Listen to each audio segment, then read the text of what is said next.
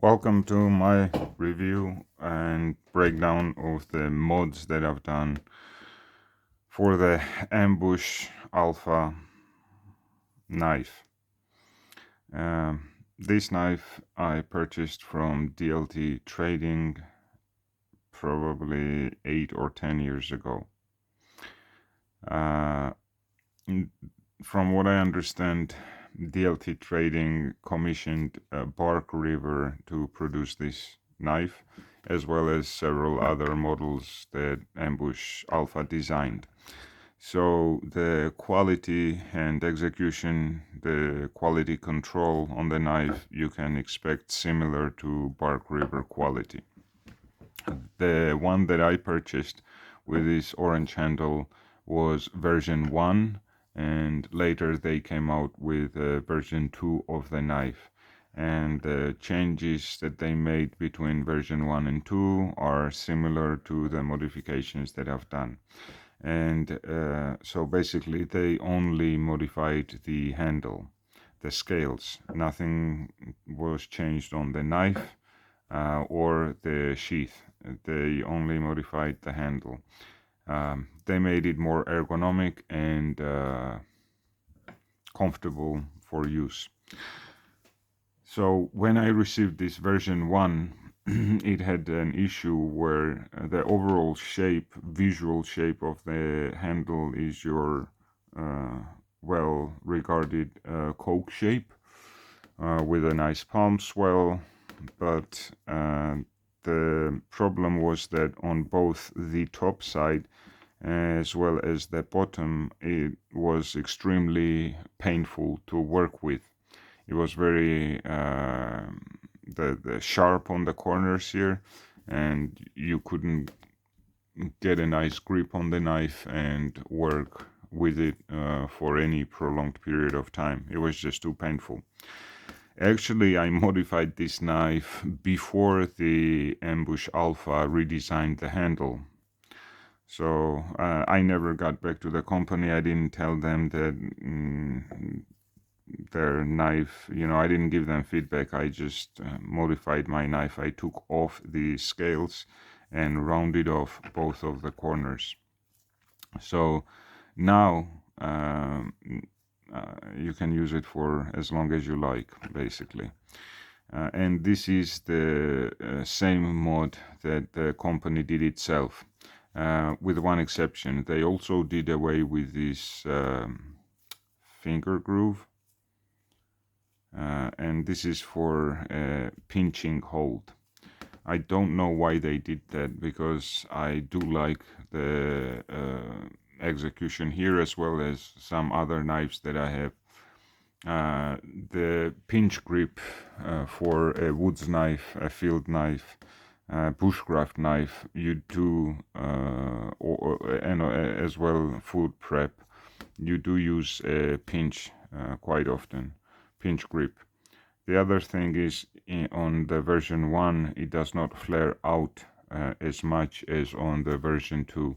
This goes out to a wider point on the version 2 of the handles, which does which decreases the comfort level of the pinch grip.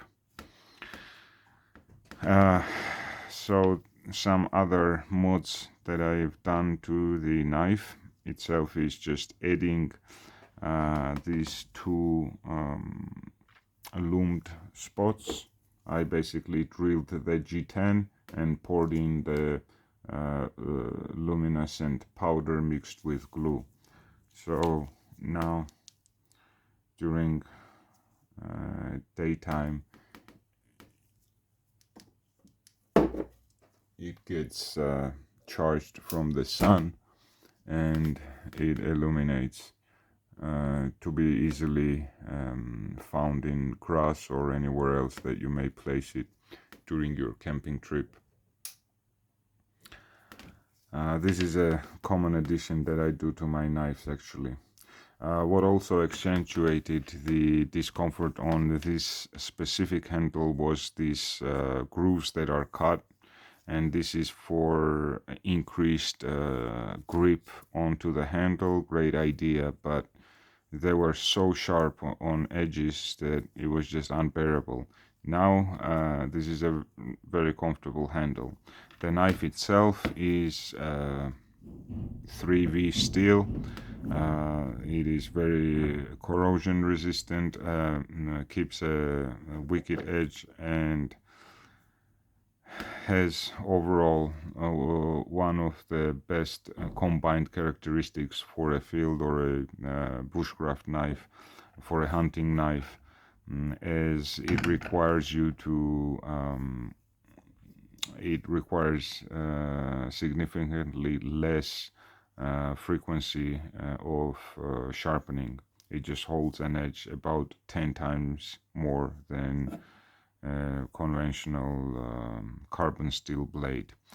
The caveat to that is that it is extremely difficult to sharpen, and you will find more success using diamond stones rather than sandstones dealing with this type of tool steel.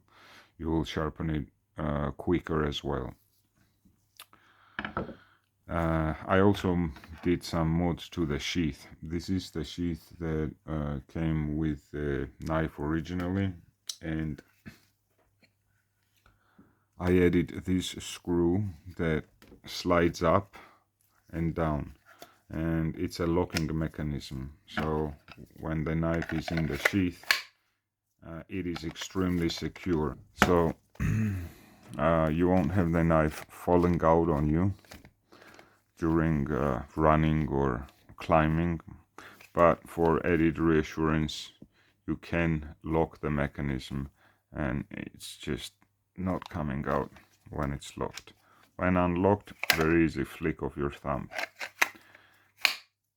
Another change I made to the sheath is how it hangs on your belt. So this is the original setup that the sheath came with. So they've thought about the ergonomy of this bulge here. They added some spacers, some rubber spacers, and it was held down like this. What was strange is that it was holding this entire knife with only 2 screws. So the 2 screws were on this side, which is a bit strange and awkward. I don't know why they didn't make it the full width of the sheath. I mean, you can make it narrow in any other spot, but for to be able to hold it down with at least 3 screws, 2 here and 1 here, would have been a better choice. The other thing that I think they missed out on was the height of the handle. It protrudes, I don't know, 3-4 inches farther than the belt, which means this is a top-down carry, right? Vertical carry. And when you have your belt here, your side of your body is exposed to the handle, and if you lean sideways, this is going into your ribs.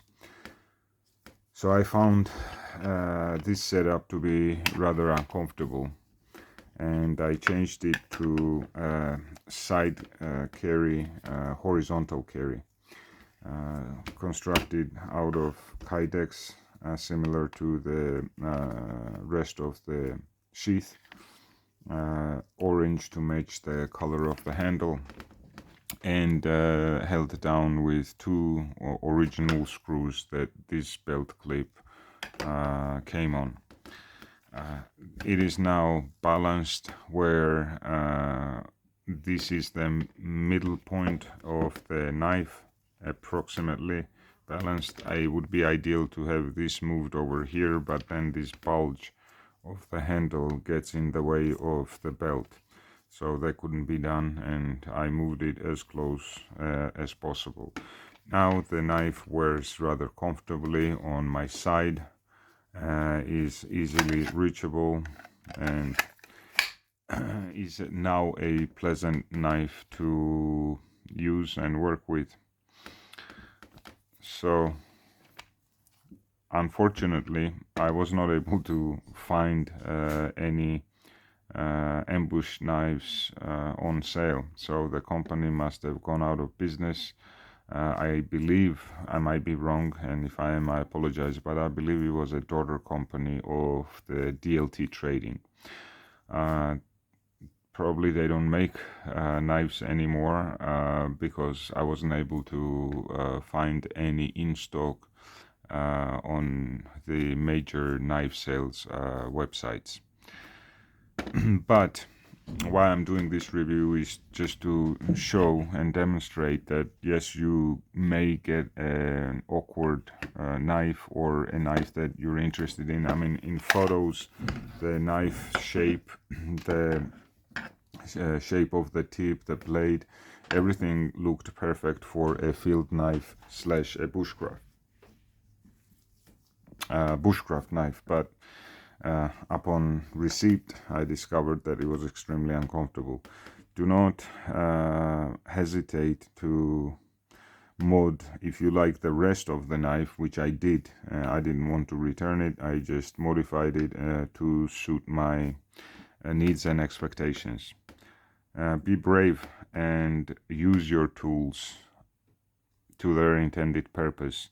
If they require some modifications, there are simple ways to do that rather than just return the knife or keep it in your drawer without using it. Bend the rules to your needs. This is a nice addition where you can, and a very simple one at that. I didn't drill these holes. I make similar additions to the sheaths that I make to have a locking mechanism on them, but this came from the factory, these two slots, and I just added the this screw to this shape, this cutout here, and it works flawlessly as a locking mechanism. If you can find an ambush alpha knife, this model anywhere, I don't know, on eBay or elsewhere, I do recommend getting it because it is a very nice knife. Very similar design, quality the same as Bark River, and with some additional features that Bark River doesn't have. But if you get the version 2, you should be fine on the handle. If you get the version 1, you can mod it rather easily. Yeah, see, even going in, it has hard time going in because of the locking mechanism. Now, right in. So that'll be it for the review of the Ambush Alpha field knife. Thank you very much. Please subscribe and push that notification button for future content. Cheers, have a good day.